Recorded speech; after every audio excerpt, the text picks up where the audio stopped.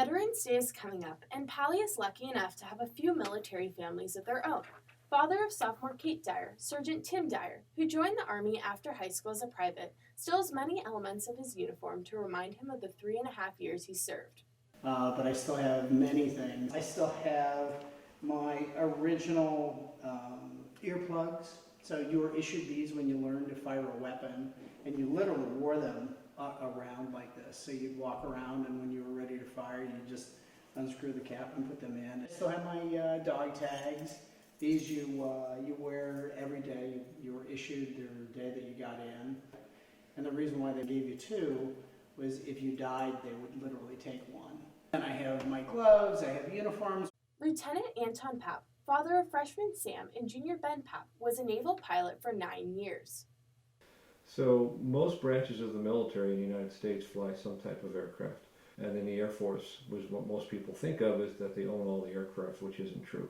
The Navy operates its own flight school, and the Navy has its own type of aircraft that it flies that are focused on them accomplishing the mission with the United States Navy. And so the missions are much different, and the planes are designed much differently. In the Air Force, you always have a 12,000-foot runway to come home and land on. In the Navy, you don't have that. You have about a 400-foot postage stamp in the middle of the ocean that you need to land on. Papp still keeps in contact with men he served with.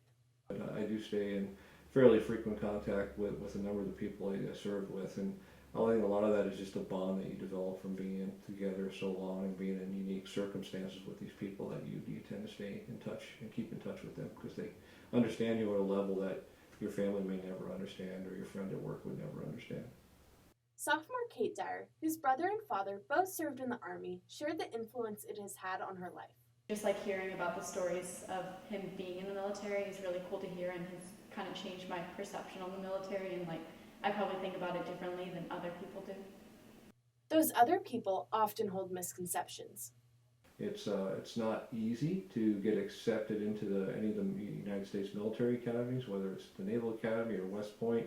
You know, they take really the cream of the crop, and so people have this misconception of, oh, I joined the military because I had no place else to go in life, or I wasn't very smart, so I didn't want to go to college, and that's far from the case because in our all-volunteer military, we have the luxury of turning people down.